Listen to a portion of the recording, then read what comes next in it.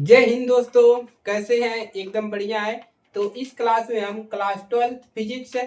तो आज की इस क्लास में हम पढ़ेंगे आवेशों के निकाय के कारण विद्युत क्षेत्र। ठीक है, आवेशों के निकाय यानी कि बहुत सारे आवेश हो सकते हैं। ठीक है, इसके कारण विद्युत विद्युत क्षेत्र जो होता है किस प्रकार अपना प्रभाव करता है, तो इसी के बारे में आज की डिटेल में पढ़ा जाएगा। तो आप लोग हमारे साथ बने रहिएगा। चैनल पर नए हैं सब्सक्राइब कर लीजिए और अपने दोस्तों के पास शेयर कर लीजिए। चलिए क्लास को शुरू करते हैं। तो यहाँ पर हम क्या लेंगे, देखिए आवेशों के निकाय के कारण विद्युत क्षेत्र। तो यहाँ पर हम कुछ आवेश लेंगे। ठीक है, चलिए तो आवेश हम यहाँ पर लेंगे। तो यहाँ पर हमने एक आवेश ले लिया Q1। ठीक है, दूसरा आवेश ले लिया हमने Q2। ठीक है, Q3 मान लीजिए, चलिए Q3। और एक आवेश और हमने ले लिया यहाँ पर Q2। ठीक है, और भी आवेश ले लेंगे। हमने एक आवेश यहाँ पर ले लिया Q4। ठीक है, इतना आवेश ले लिया। और 1 2 3 4। ठीक है, बहुत है। चलिए अब देखिए क्या करेंगे। आवेश ले लिया, अब यहाँ पर एक बिंदु लेंगे हम P। क्या बिंदु लेंगे? एक बिंदु हम P ले लेते हैं। ठीक है, चलिए अब इसी को क्या करते हैं, सबको मिला देते हैं।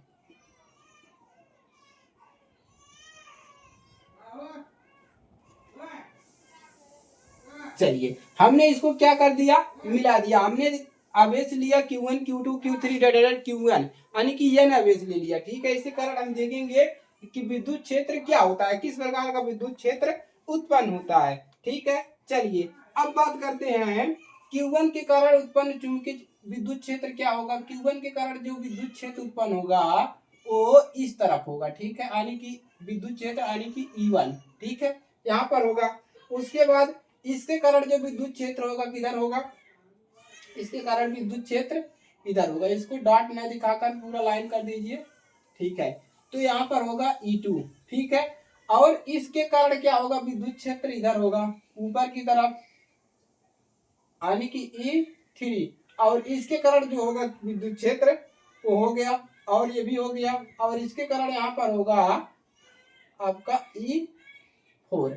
ये हो गया आपका पोजीशन। ठीक है, अब P बिंदु से यहाँ तक इसकी दूरी भी कुछ होगा, तो इसको क्या कर लेंगे R1। ठीक है, तो इसको क्या मान लेंगे R1P।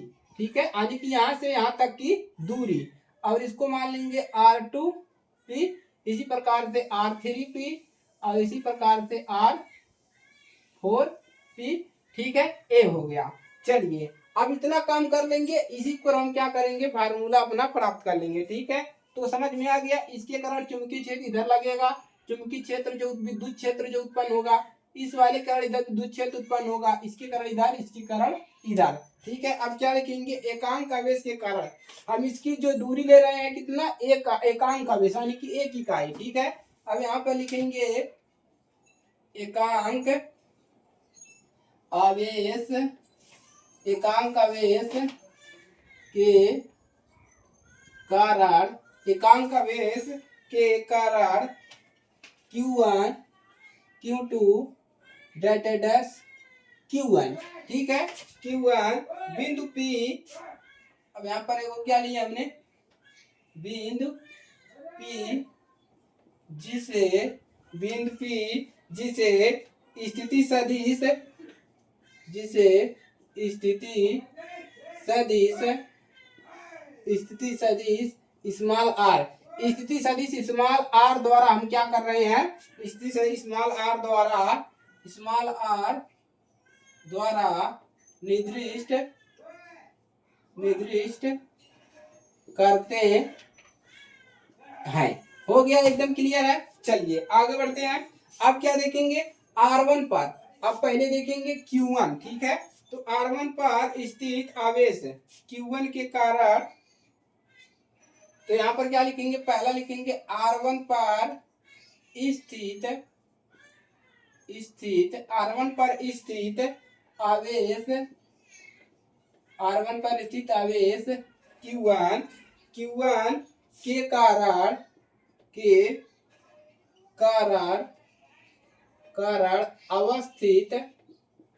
कारण अवस्थित R पर आर पार विद्युत क्षेत्र, आर पार विद्युत क्षेत्र E2 E2 को इस प्रकार व्यक्त करते हैं। ठीक है, तो अवस्थित विद्युत क्षेत्र इस प्रकार व्यक्त किया जाता है। देखिए क्या लिखा है, R1 पर स्थित आवेश Q1, R1 पे क्या स्थित है, R1 पर स्थित आवेश Q1, ठीक है, स्थित है Q1, Q1 के कारण, इसके कारण अवस्थित है R पर विद्युत क्षेत्र E2, विद्युत क्षेत्र क्या है आपका R1, R1 कहाँ गया जी, हाँ विद्युत क्षेत्र E1 लिखिए भाई यहाँ पर E1, ठीक है, E1 को इस प्रकार व्यक्त किया जाता है।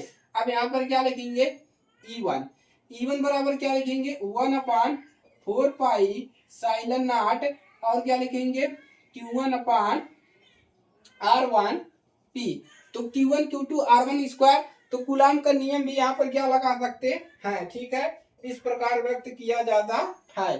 तो अब यहाँ पर क्या लिखेंगे R1 P का कैप, तो ये हो गया पहला, R1 के कारण कितना विद्युत क्षेत्र उत्पन्न हो रहा है, ठीक है, इतना।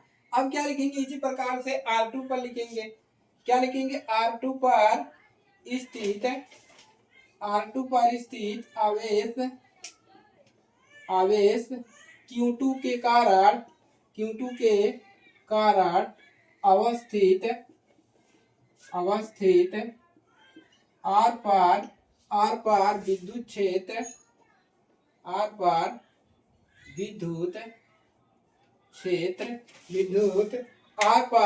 विद्युत क्षेत्र।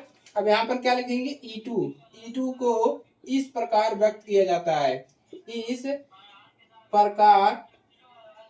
इस प्रकार व्यक्त करते हैं। अब किसको E2 को कैसे व्यक्त करेंगे, E2 बराबर क्या मिलेगा 1/4 पाई, वही मिलेगा एप्सिलॉन नॉट।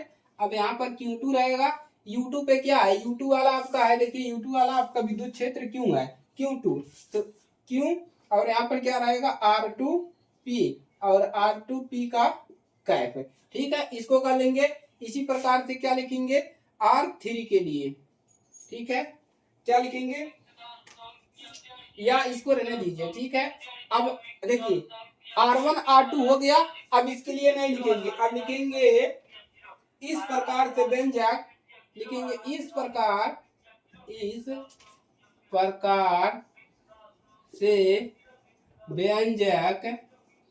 व्यंजक Q1 Q2 dash dash dash Q1 आवेशों के बीच, Q1 आवेश के विद्युत, यहाँ पर Q1 क्यों लिखा गया है, क्योंकि यहाँ पर आवेश जो है एक से अधिक है, 2 3 से अधिक है, इसलिए Q1 कर दिया गया है। इसके अंदर सब आ जाएंगे, ठीक है, जितने भी आवेश होंगे सब आ जाएंगे। विद्युत क्षेत्रों क्या है, लिख लीजिए विद्युत क्षेत्रों E1 E2 EN, ये हो जाएगा आपका विद्युत क्षेत्र। ये भी आ रहा है 1 2 3 4 5 आपका, तो n तक, तो उसको भी लिख लेंगे विद्युत क्षेत्र को भी, ठीक है। चलिए अब यहाँ पर आप अध्यारोपण का सिद्धांत लगा सकते हैं या कूलाम का नियम लगा सकते हैं, ठीक है। चलिए इतना नोट कर लेंगे, आगे बढ़ते हैं।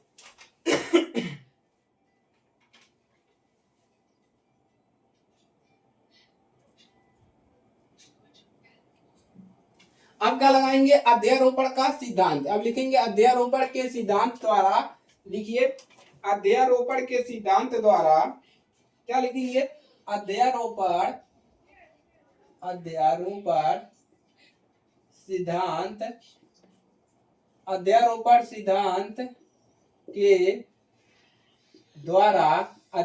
सिद्धांत के द्वारा आवेशों के निकाय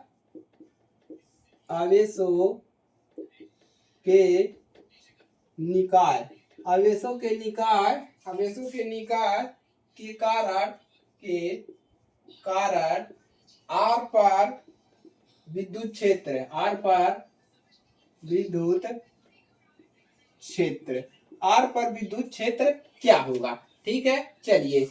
तो अध्यारोपण सिद्धांत के द्वारा आवेशों के निकाय पर यानी इस आवेशों के निकाय पर आर पर विद्युत क्षेत्र निकालना है, यानी कि इस वाले आर पर विद्युत क्षेत्र निकालना है। तो क्या हो जाएगा, तो यहाँ पर लिखेंगे ई आर, आर पे निकालना है ना, ये विद्युत क्षेत्र है, आर पे निकालना है। तो यहाँ पर क्या लिखेंगे, E1 r plus E2 r plus dash dash dash dash, उसके बाद क्या लिखेंगे, प्लस EN आर।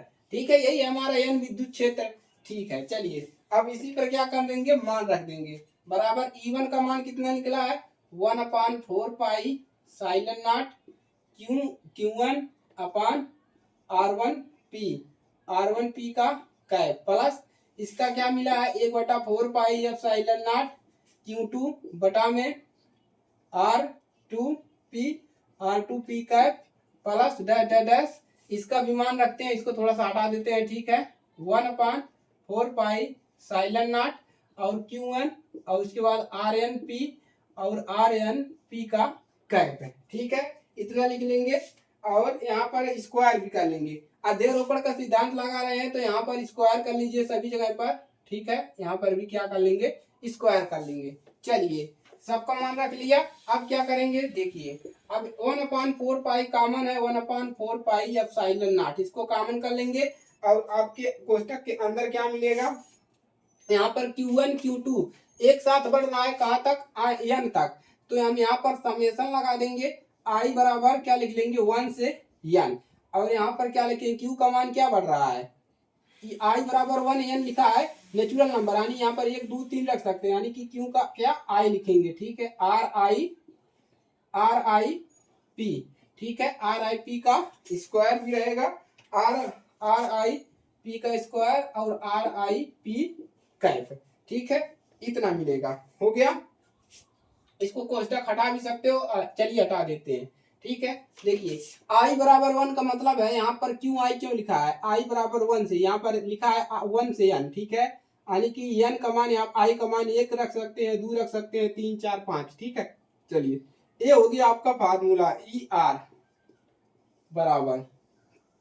ठीक है, चलिए नोट कर लेंगे, E एक सदिश राशि है और E क्या है, लिख लेंगे E एक सदिश राशि है, E एक सदिश राशि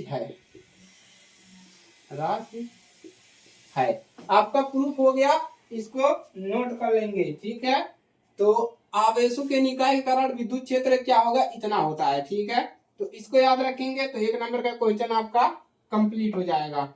ठीक है दोस्तों, तो इसको आपको क्या करना है, तैयार कर लेना है। सबसे पहले आपने क्या लिखा है कि R1 पर स्थित विद्युत क्षेत्र Q1 के कारण विद्युत क्षेत्र कितना हो रहा है, फार्मूला लिख देंगे E बराबर 1/4 epsilon not Q1 P1 R square. ठीक है, इसके लिए 2 के लिए लिख लेंगे और अनवैश के लिए लिखेंगे, उसके बाद इसको जोड़ देंगे, फार्मूला आपको मिल जाएगा। एकदम क्लियर है, चलिए नोट कर लेंगे।